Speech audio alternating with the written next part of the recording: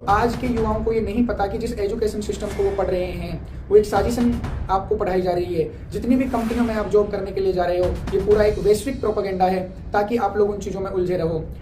भाई राजीव दीक्षित जी ने वो डॉक्यूमेंट्स निकाले थे, वो प्रूव कर दिया था कि भारत 99 साल की लीज पर है। तो मेरा बहरहाल मेरा बताने का यहाँ अभिप्राय यही था कि लोग जिस एजुकेशन सिस्टम में उलझे पड़े हैं उनको नहीं पता। वो उस एजुकेशन सिस्टम में पढ़ते हैं, पढ़कर निकलते हैं, वो केवल और केवल नौकर बनते हैं। उनका जीवन का सपना केवल और केवल इतना ही होता है कि वो लोग एक अच्छी सी प्राइवेट नौकरी या गवर्नमेंट नौकरी पकड़ लें, उसके बाद लाइफ सेट है हमारी। उन लोगों को इस बात से कुछ फर्क नहीं पड़ता कि उनके परिवार में क्या हो रहा है, समाज टूट रहा है, बीमारियां क्यों आ रही हैं, क्योंकि उनका माइंड प्रोग्रामिंग के तहत उनका कॉमन सेंस खत्म कर दिया गया है। अब इस बीमारी में आप देख लीजिएगा, खुद स्वयं निर्णय कीजिएगा कि आज जो वैक्सीन बनाने वाली कंपनियां ये प्रूव कर रही हैं, आप ये बता रही हैं कि इस बीमारी के कारण ये साइड इफेक्ट हो सकते हैं, और इस जो हमने आपको ये टीका दिया है इसके कारण ये डिजीज ये आपको दिखने के लिए मिल सकते हैं। वो बोल रहे हैं कि इससे ब्रेन हेमरेज हो सकता है, हार्ट अटैक आ सकता है, सडन डेथ हो सकती है, नपुंसक हो सकती है, और डायबिटीज हो सकती है। नाना प्रकार के आज वो सिम्टम आपको बता रहे हैं कि ये इफेक्ट इसके आ सकते हैं। लेकिन इन्हीं इफेक्टों को जब हम बता रहे थे आज से लगभग 2-2.5 साल पहले कि भाई साहब जो ये बीमारी लाई जा रही है ये पूरी सोची समझी साजिश है। वो एक आपने देखा होगा नरेंद्र मोदी कई बार डिस्कशन कर चुका है, आप सुन सकते हो कि हम एजेंडा 2030 को पूरा करने में प्रयास करें। साल 2021 में प्रधानमंत्री ने नए वर्ल्ड ऑर्डर की बात कही। सेकंड वर्ल्ड वॉर के बाद पोस्ट वर्ल्ड वॉर एक दुनिया में एक नया ऑर्डर, न्यू वर्ल्ड ऑर्डर उसने आकार लिया। पोस्ट कोरोना भी एक नया वर्ल्ड ऑर्डर नजर आ रहा है।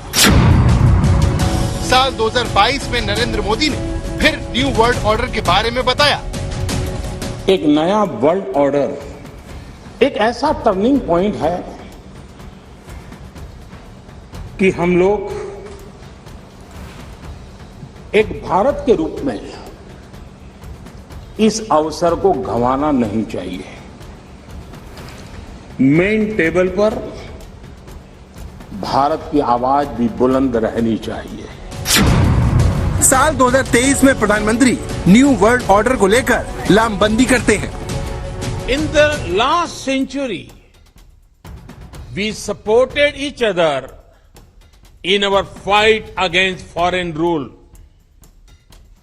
We can do it again in this century to create a new world order that will ensure the welfare of our citizens.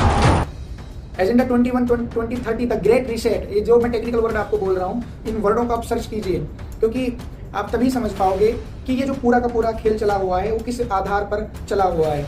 अब लोगों को, क्योंकि लोगों की ब्रेन वॉशिंग इस टाइप प्रकार से कर दी गई है, वो एक भोगवाद में उलझ कर रह गए हैं। अगर हम भोगवाद की बात करें तो आप देखने को आपको मिलेगा कि आज वो लोग केवल इतना सोच पाते हैं कि हमें बच्चा पैदा हो गया, बच्चे के अच्छे से स्कूल में पढ़ाई करवा दी, वहां से वो अंग्रेज बन के निकल गया, फिर वो या तो विदेश जाने के सपने देखेगा या अगर गवर्नमेंट नौकरी नहीं मिली तो प्राइवेट कंपनी में जॉब करेगा।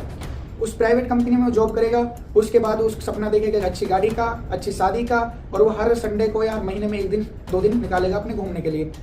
बस वो इतना ही सोच पाता है, उसकी सोच इतनी ही डेवलप हो पाती है। समाज से उसे कुछ मतलब नहीं होता, देश से उसे कुछ मतलब नहीं होता, कुछ भी मतलब नहीं होता उसे। वो केवल और केवल फिर स्वार्थ में जीना शुरू कर देता है। उसके आगे राष्ट्रवाद क्या है, समाजवाद क्या है, उसको घंटा फर्क नहीं पड़ता। अब इतनी बड़ी जब बीमारी आई थी तो उसमें जो व्यक्ति डिग्री धारी थे, PhD से लेकर MBBS तक, सब लोगों ने वो टिकट खुआए।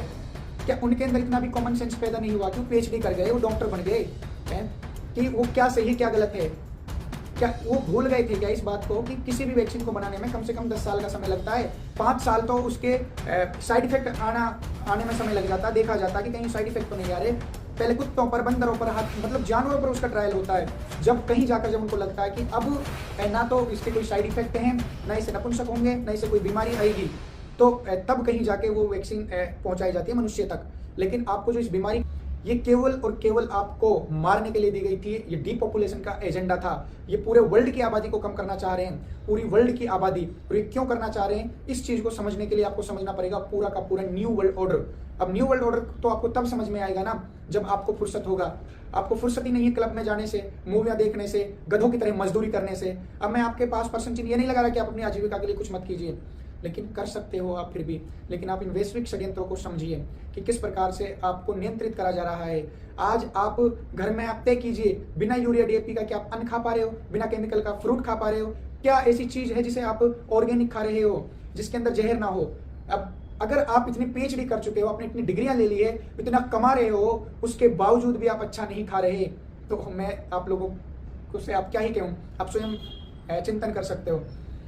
तो मैं दोस्तों, मैं आपको ये बताना चाहता हूँ कि संसार में अगर आप आए हो तो केवल और केवल इस उद्देश्य से नहीं आए कि हमें बच्चे पैदा करने हैं, पेट भरना है। अरे बच्चे तो कुत्ता भी पैदा कर रहे हैं, पशु भी कर रहे हैं, पेट तो वो भी भर रहे हैं। लेकिन अब आपका जो आने का मुख्य उद्देश्य था वो हम भूल ही चुके हैं, क्योंकि हमारी जो मस्तिष्क की जो तरंगें होती है, alpha beta gamma theta delta, इन सारी तरंगों के ऊपर उन्होंने नियंत्रण कर लिया है अपना ब्रेन वॉशिंग के माध्यम से, और पूरे माइंड प्रोग्रामिंग के तहत आपको नियंत्रित कर लिया गया है। आपको समझ में नहीं आता कि आपके साथ हो क्या रहा है। आज प्रत्येक समाज के अंदर आप देखोगे भ्रष्टाचार, हिंसा, बलात्कार, आतंकवाद, इन सब का कारण क्या है आप कभी पहुंचने का प्रयास नहीं करते। आज बैंकों के हाथों प्रॉपर्टी नीलाम हो रही है। आप लोगों को यही नहीं पता कि बैंकिंग जो इतना बड़ा तंत्र भारत में चल रहा है, पूरे वर्ल्ड में चल रहा है, ये भी एक सोची समझी एक साजिश है आप लोगों की असली धन संपदा को लूटने के लिए। ये बात भी आपको समझ में नहीं आएगी जब तक आप पूरे न्यू वर्ल्ड ऑर्डर को नहीं समझोगे।